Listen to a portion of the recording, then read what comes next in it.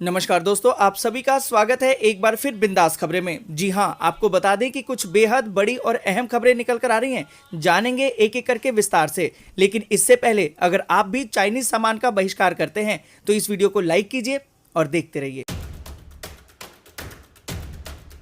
या दोस्तों, बढ़ते हैं आज की पहली और बड़ी खबर की तरफ। आज की पहली और बड़ी खबर जो निकल कर आ रही है कि आज से अनलॉक 2 की शुरुआत। जाने किसे मिलेगी छूट और कहां होगी सख्ती। या दोस्तों, आपको बता दें कि देश में महामारी के मामलों की बढ़ती रफ्तार के बीच आज से अनलॉक 2 की शुरुआत हो रही है। भारत सरकार द्वारा इसके लिए दिशा निर्देश जारी कर दिए गए हैं। ये फेज 1 जुलाई से लेकर 31 जुलाई तक चलेगा। करीबन 4 महीने तक देश में लॉकडाउन रहा और उसके बाद फेज के हिसाब से अनलॉक किया जा रहा है। आपको बता दें कि अनलॉक 1 में काफी गतिविधियों में छूट मिली थी, जिसके बाद अब अनलॉक 2 में इसे बढ़ाया गया है। दोस्तों, आपको बता दें कि आज से फ्लाइट और ट्रेनों की संख्या बढ़ाई जाएगी। अभी तक लिमिटेड ही नंबर में इनकी सेवा को चालू रखा गया था। अब संख्या को दुगना किया जा सकता है। अब रात को 10 बजे से सुबह 5 बजे तक नाइट कर्फ्यू रहेगा। पहले ये समय 9 से 5 का था।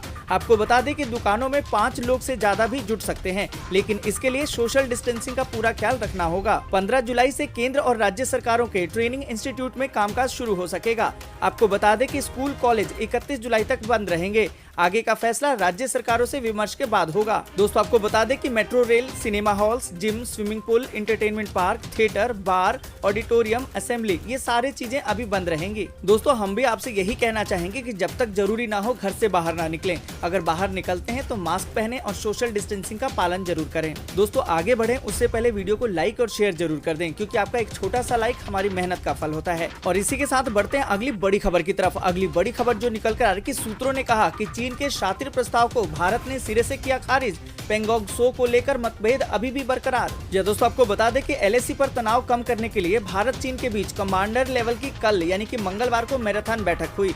दोनों देशों के बीच ये बैठक करीबन 12 घंटे तक चली। सूत्रों से मिली जानकारी के मुताबिक दोनों देशों के बीच गलवान घाटी में सहमति बनने की उम्मीद है। हालांकि पेंगोंग त्सो को लेकर मतभेद अभी भी बरकरार है। बातचीत के दौरान चीन ने एक शातिर प्रस्ताव भी रखा, जिसमें कि पेंगोंग झील पर मौजूदा पोजीशन से 3-3 किलोमीटर पीछे हटने की बात कही। दोस्तों, आपको बता दें कि चीन ने शर्त रखी कि वो फिंगर 4 से फिंगर 6 तक पीछे हट जाएगा, लेकिन भारत को फिंगर 2 तक पीछे हटना होगा। भारत ने चीन के इस प्रस्ताव को सिरे से खारिज कर दिया।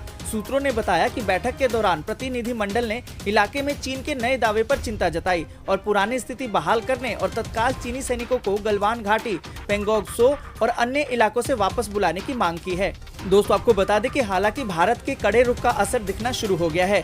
सूत्रों से मिली जानकारी के मुताबिक भारत चीन के बीच गलवान इलाके में सहमति बन सकती है। चुशुल में कल हुई करीबन 12 घंटे की बैठक में भारत ने अपना स्टैंड एक बार फिर से क्लियर कर दिया है, लेकिन चालबाज चीन अपनी चाल चलता रहा और भारत के सामने एक और शातिर प्रस्ताव रखा, जिसे भारत ने तुरंत ही खारिज कर दिया। दोस्तों, इसी के साथ बढ़ते हैं अगली बड़ी खबर की तरफ। अगली बड़ी खबर जो निकल कर आ रही है कि ट्रंप ने कहा कि महामारी दुनिया में जितना फैलता जा रहा है, चीन पर मेरा गुस्सा उतना ही बढ़ता जा रहा है। जी दोस्तों, आपको बता दें कि अमेरिका के राष्ट्रपति डोनाल्ड ट्रंप ने एक बार फिर से महामारी को लेकर चीन के प्रति अपने गुस्से का इजहार किया है। ट्रंप ने मंगलवार को एक ट्वीट में कहा कि जैसे जैसे महामारी का कुरूप चेहरा पूरी दुनिया को अपनी चपेट में लेता जा रहा है, चीन को लेकर मेरा गुस्सा उतना ही बढ़ता जा रहा है। उन्होंने अपने ट्वीट में यह भी कहा कि अमेरिका को इस महामारी की वजह से भारी नुकसान हुआ है। ट्रंप ने कहा कि वह चीन के प्रति अपने गुस्से को महसूस कर सकते हैं। दोस्तों, आपको बता दें कि ट्रंप ने महामारी को लेकर चीन पर एक बार फिर से ट्वीट के जरिए निशाना साधा है। अपने ट्वीट में ट्रंप ने कहा कि जैसे जैसे मैं महामारी को अपना कुरूप चेहरा पूरी दुनिया में फैलते हुए देख रहा हूँ, जिससे कि अमेरिका को हुआ भारी नुकसान भी शामिल है, वैसे वैसे चीन को लेकर मेरा गुस्सा बढ़ता ही जा रहा है। लोग इसे देख सकते हैं और मैं इसे महसूस कर सकता हूं। आपको बता दें कि महामारी चीन के वुहान शहर से निकलकर पूरी दुनिया में फैल गया। विशेषज्ञों का मानना है कि यदि शुरुआती दिनों में चीन ने इसे लेकर जानकारी नहीं छिपाई होती तो आज हालात इतने खराब न होते। दोस्तों, डोनाल्ड ट्रंप का गुस्सा जायज है। चीन ने जो किया उसे भुगतना तो पड़ेगा ही। इस पूरी खबर पर आप क्या सोचते हैं, कमेंट करके जरूर बताएं। इसी के साथ दोस्तों बढ़ते अगली बड़ी खबर की तरफ। अगली बड़ी खबर जो निकल कर आ रही है कि दूसरे महीने फिर महंगा हुआ रसोई गैस सिलेंडर, जानिए नए दाम। जी दोस्तों, आपको बता दें कि बुधवार यानी कि 1 जुलाई को लगातार दूसरे महीने में पेट्रोलियम गैस यानी कि एलपीजी सिलेंडर की कीमत में बढ़ोतरी दर्ज की गई है। इंडियन ऑयल का बिना सब्सिडी वाला 14.2 किलो का सिलेंडर आज से दिल्ली और मुंबई दोनों जगह 594 रुपए में मिलेगा। दिल्ली में इसके रेट में सिर्फ 1 रुपए की बढ़ोतरी की गई है, जबकि मुंबई में प्रति सिलेंडर 3.5 रुपए की मूल्य की वृद्धि हुई है। कोलकाता में ये 4 रुपए और चेन्नई में 4 रुपए महंगा हो गया है। हालांकि 19 किलोग्राम वाले सिलेंडर की कीमतों में कटौती की गई है। दोस्तों आपको बता दें कि 19 किलो वाले LPG गैस सिलेंडर की कीमत दिल्ली में 1139 रुपए 50 पैसे से घटकर 1135 रुपए पर आ गई है। वहीं मुंबई में 19 किलो वाला LPG गैस सिलेंडर की कीमत 1197 रुपए 50 पैसे से घटकर 1193 रुपए पर आ गई है। दोस्तों आपको बता दें कि जिस तरीके से पेट्रोल और डीजल के दाम बढ़ रहे हैं, अब गैस सिलेंडरों के भी दाम अगर बढ़ते हैं तो आम आदमी बहुत परेशान हो जाएगा। इस पूरी खबर पर आप क्या सोचते हैं, कमेंट करके जरूर बताएं। और दोस्तों इसी के साथ बढ़ते हैं अगली बड़ी खबर की तरफ। अगली बड़ी खबर जो निकल कर आ रही है कि खाद्य मंत्री रामविलास पासवान बोले कि मार्च 2021 से पहले लागू होगा एक राष्ट्र एक राशन कार्ड। या दोस्तों आपको बता दें कि केंद्रीय मंत्री रामविलास पासवान ने प्रधानमंत्री गरीब कल्याण अन्न योजना को नवंबर तक बढ़ाने की घोषणा का स्वागत करते हुए कहा कि यह एक ऐतिहासिक कदम है और इससे गरीब लोगों को लाभ मिलेगा। केंद्रीय खाद्य मंत्री रामविलास पासवान ने समाचार एजेंसी ANI से बात करते हुए कहा कि वे इस फैसले के लिए प्रधानमंत्री नरेंद्र मोदी के शुक्रगुजार हैं। साथ ही उन्होंने कहा कि मार्च 2021 से पहले एक राष्ट्र एक राशन कार्ड के नियम को लागू किया जाएगा। यह दोस्तों आपको बता दें कि पासवान ने कहा कि मैं देशवासियों की ओर से प्रधानमंत्री नरेंद्र मोदी का आभार व्यक्त करता हूं। एक भ्रम था कि प्रधानमंत्री गरीब कल्याण अन्न योजना को आगे बढ़ाया जाएगा या नहीं। प्रधानमंत्री ने इसे नवंबर तक बढ़ा दिया है। यह एक ऐतिहासिक कदम है। यह देश के गरीब लोगों की मदद करेगा। मैं राज्य सरकारों से लोगों के बीच राशन वितरित करने और गरीबों को योजना का लाभ देने का आग्रह कर रहा हूं। राज्य सरकारें FCI के गोदाम से राशन प्राप्त कर सकती हैं। दोस्तों हम आपसे जानना चाहेंगे कि प्रधानमंत्री नरेंद्र मोदी ने इस योजना को आगे बढ़ाया है, क्या इस पर राजनीति होनी चाहिए? आप अपनी राय कमेंट करके जरूर बताएं। दोस्तों वीडियो में आगे जरूरी खबरें और महत्वपूर्ण जानकारियां अभी बाकी हैं, जिसका सीधा असर आपकी जिंदगी पर पड़ता है, इसलिए वीडियो को अंत तक जरूर देखिएगा। और इसी के साथ बढ़ते हैं अगली बड़ी खबर की तरफ। अगली बड़ी खबर जो निकल कर आ रही कि बैंक में है जरूरी काम, तो पहले जान लीजिए कि जुलाई में कितने दिन बंद रहेंगे बैंक। ये दोस्तों आपको बता दें कि महामारी के लगातार फैलाव के बावजूद अर्थव्यवस्था को जीवित रखने के लिए कई कामों को धीरे धीरे ढील दी जा रही है। जितनी भी जरूरी सेवाएं हैं उन्हें धीरे धीरे बहाल किया जा रहा है। इस सिलसिले में देश अब अनलॉक 2 की तरफ बढ़ रहा है। जरूरी सेवाओं में बैंक भी शामिल है, इसलिए ग्राहकों को बैंक के बारे में जानकारी होनी चाहिए। अगर हमें बैंक में किसी तरह का काम हो तो बैंक की शाखा के लिए निकलने से पहले बैंकों की छुट्टी की लिस्ट को देख लेने से आपको काफी सुविधा मिल जाएगी। देश भर के बैंकों में कुछ खास दिनों पर छुट्टियां रहती हैं। जुलाई में भी बैंकों में कुछ छुट्टियां रहने वाली हैं। हालांकि पूरे देश में बैंकों में अलग अलग दिनों पर छुट्टियां रहती हैं। आइए जान लेते हैं कि जुलाई में आखिर कितने दिन बैंक बंद रहेंगे। दोस्तों आपको बता दें कि 8 जुलाई को शिलोंग में, 13 जुलाई को भानु जयंती की वजह से गंगटोक में, 14 जुलाई को केर पूजा की वजह से अगरतला में, 17 जुलाई को फिर से शिलोंग में और 24 जुलाई को गंगटोक में। इसके साथ ही आपको बता दें कि 31 जुलाई को बकरीद की वजह से जम्मू, कोची, श्रीनगर और तिरुवनंतपुरम में बंद रहेगा।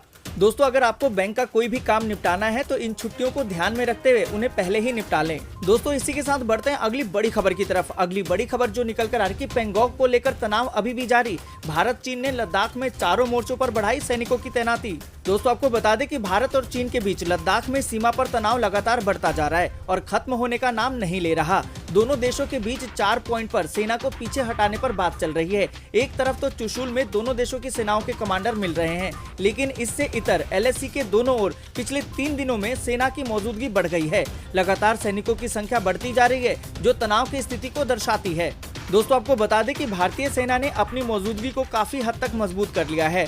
इसके अलावा चीनी सेना की ओर से भी फिंगर इलाके, पेंगोंग झील के इलाके में भी अपनी मौजूदगी को बढ़ाया गया है। इसके साथ ही दोस्तों आपको बता दें कि फिंगर 4 को लेकर दोनों देशों की सेनाओं में बात हुई थी। फिंगर 4 को लेकर तनाव बढ़ता जा रहा है, क्योंकि यहाँ पर अब चीनी सेना ने अपना कब्जा जमा लिया है। चीनी सेना यहाँ से पीछे नहीं जा रही, जबकि ये पहले दोनों देशों के लिए पेट्रोलिंग पॉइंट था। और इसी के साथ दोस्तों बढ़ते हैं अगली बड़ी खबर की तरफ। अगली बड़ी खबर जो निकल कर आ रही है, सड़क दुर्घटना पीड़ितों को जल्द मिलेगी कैशलेस इलाज की सुविधा, 2.5 लाख रुपए होगी सीमा। दोस्तों आपको बता दें कि सरकार सड़क दुर्घटना पीड़ितों के लिए जल्द ही कैशलेस इलाज की सुविधा शुरू करने की योजना बना रही है। इसके तहत प्रत्येक मामले में अधिकतम सीमा 2.5 लाख रुपए रहेगी। देश में हर साल करीबन 5 लाख सड़क दुर्घटनाएं होती हैं, ये दुनिया में सबसे अधिक है। इन आंकड़ों को देखते हुए ये योजना काफी महत्वपूर्ण हो जाती है। आपको बता दें कि देश में हर साल सड़क दुर्घटनाओं में 1.5 लाख लोग अपना दम तोड़ देते हैं और 3 लाख से ज्यादा लोग अपंग हो जाते हैं। दोस्तों आपको बता दें कि राज्य के परिवहन सचिवों और आयुक्तों को मंगलवार को भेजे पत्र में सड़क परिवहन और राज्य मार्ग मंत्रालय ने कहा है कि कैशलेस इलाज की योजना के लिए उसके तहत एक मोटर वाहन दुर्घटना कोष बनाया जाएगा। इसमें कहा गया है कि सड़क दुर्घटना पीड़ितों को कैशलेस इलाज मुहैया कराने के लिए संभवतः राष्ट्रीय स्वास्थ्य प्राधिकरण के मजबूत IT ढांचे का इस्तेमाल किया जाएगा। दोस्तों अगर इस तरीके की सुविधा सरकार देती है तो ये सबके लिए राहत की बात है। इस खबर पर आप क्या सोचते हैं, कमेंट करके जरूर बताएं। दोस्तों इसी के साथ बढ़ते हैं अगली बड़ी खबर की तरफ। अगली बड़ी खबर जो निकल कर आ रही है कि दिल्ली में मरीजों के मुकाबले 2 गुना बढ़े हैं बेड, खाली हैं आधे से ज्यादा। जी दोस्तों आपको बता दें कि दिल्ली सरकार महामारी के खिलाफ मजबूती से मुकाबला कर रही है। इसका अंदाजा इस बात से लगाया जा सकता है कि बीते 1 माह में महामारी अस्पतालों में 6,680 बेड बढ़ाए गए हैं, जो भर्ती हुए मरीजों के मुकाबले में 2 गुना है। दोस्तों आपको बता दें कि दिल्ली स्वास्थ्य विभाग के अनुसार इस समय महामारी अस्पतालों में कुल 13,411 बेड हैं। इनमें से 5,977 पर मरीज भर्ती हैं, यानी कि करीबन 55% बेड अभी भी खाली हैं। विभाग के मुताबिक 1 जून तक राजधानी में 6,731 बेड थे, जो अब बढ़कर 13,411 हो गए हैं। इस हिसाब से देखें तो बीते 1 माह में 6,680 बेड बढ़ाए गए हैं। इस दौरान अस्पतालों में भर्ती होने वाले मरीजों की कुल संख्या 3,158 रही, यानी कि 1 जून से 29 जून के बीच मरीजों के मुकाबले 2 गुना बेड बढ़ाए गए। आपको बता दें कि 25 जून के बाद नया मरीज नहीं हुआ है कोई भी भर्ती।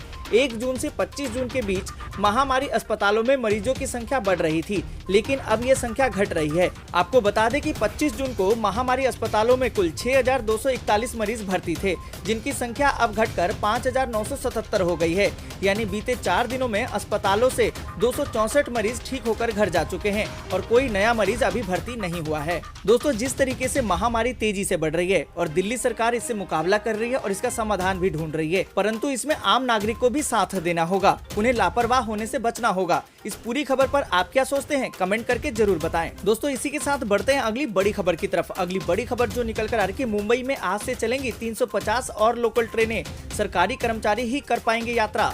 जी दोस्तों आपको बता दें कि महामारी संकट काल के बीच भारतीय रेलवे की ओर से लोगों को राहत देने का प्रयास अभी भी जारी है। रेलवे ने मुंबई में बुधवार से 350 और लोकल ट्रेनें चलाने का फैसला लिया है। रेल मंत्री पीयूष गोयल ने ट्वीट करके इस बात की जानकारी दी। आपको बता दें कि रेलवे का कहना है कि ये सेवाएं आम लोगों के लिए नहीं होंगी। रेल मंत्रालय ने कहा कि महाराष्ट्र सरकार केंद्र IT, GST, सीमा शुल्क, पोस्टल, राष्ट्रीयकृत बैंक, नगर पालिका, रक्षा और राजभवन के स्टाफ सहित जरूरी कर्मचारियों को ही सफर करने की अनुमति होगी। दोस्तों आपको बता दें कि रेल मंत्रालय ने लोकल ट्रेनों को चलाने के दौरान यह भी घोषणा किया है कि आम यात्रियों के लिए अभी तक कोई सेवा शुरू नहीं की गई है, केवल जरूरी सेवा से जुड़े यात्री सफर कर सकेंगे। लॉकडाउन के कारण लोकल ट्रेन सेवा पिछले करीबन 3 महीने से बंद होने के बाद 16 जून को कुछ सर्विस के साथ शुरू की गई थी। जी दोस्तों बढ़ते हैं अगली बड़ी खबर की तरफ। अगली बड़ी खबर जो निकल कर आ रही है, बिहार में आसमान से आपदा बरसी, बिजली गिरने से 11 लोगों ने तोड़ा दम, सीएम नीतीश ने किया मुआवजे का ऐलान। जी दोस्तों आपको बता दें कि बिहार में एक बार फिर से आसमान से आपदा बरसी है। सुबह में वज्रपात से 11 लोगों ने दम तोड़ा। राज्य के 5 जिलों में आकाशीय बिजली गिरी। आज बिजली गिरने से पटना में 2, छपरा में 5, नवादा में 2, लखीसराय में 1 और जमुई में 1 ने दम तोड़ा। आपको बता दें कि मौसम विभाग ने अगले 72 घंटे को लेकर अलर्ट जारी किया है। मौसम विभाग ने राज्य के अधिकांश जिलों में भारी बारिश के साथ ही वज्रपात की भी संभावना जताई है। दोस्तों आपको बता दें कि मुख्यमंत्री नीतीश कुमार ने मृतकों के परिजनों को अविलंब 4-4 लाख रुपए मुआवजा देने का ऐलान किया है। ये दोस्तों बढ़ते हैं अगली बड़ी खबर की तरफ। अगली बड़ी खबर जो निकल कर आ रही है, राज्य के सहकारी बैंकों पर RBI की निगरानी वापस ली जाए, ममता बनर्जी ने मोदी को लिखा है पत्र। जी दोस्तों आपको बता दें कि पश्चिम बंगाल की मुख्यमंत्री ममता बनर्जी ने केंद्र सरकार द्वारा राज्य सहकारी बैंकों की निगरानी की भूमिका को भारतीय रिजर्व बैंक को स्थानांतरित करने के कदम पर नाराजगी जताई है। उन्होंने कहा कि यह कदम सहकारी संघवाद की भावना के खिलाफ है। जी दोस्तों आपको बता दें कि बनर्जी ने सोमवार को प्रधानमंत्री नरेंद्र मोदी को लिखे पत्र में कहा कि निगरानी भूमिका और प्रबंधन का दायित्व केंद्र बैंक को स्थानांतरित किया गया है। इसे वापस पश्चिम बंगाल के सहकारी समितियों के पंजीयक को सौंपा जाना चाहिए। मुख्यमंत्री ने कहा कि केंद्र ने 26 जून को एक अध्यादेश के जरिए शहरी और बहुराज्यीय सहकारी बैंकों की निगरानी का अधिकार एक तरफा तरीके से रिजर्व बैंक को स्थानांतरित कर दिया। उन्होंने कहा कि सहकारी समितियां राज्य सरकार का विषय हैं और ये संबंधित राज्य सरकारों के अधिकारों में दखल देना होगा। और इसी के साथ दोस्तों बढ़ते हैं अगली बड़ी खबर की तरफ। अगली बड़ी खबर जो निकल कर आ रही है, एप्स बैन पर चीन की ट्रेड वॉर की धमकी, बोला होगा काफी नुकसान। दोस्तों आपको बता दें कि चीन के 59 मोबाइल ऐप बैन करने के भारत के फैसले पर चीन ने तीखी प्रतिक्रिया दी है।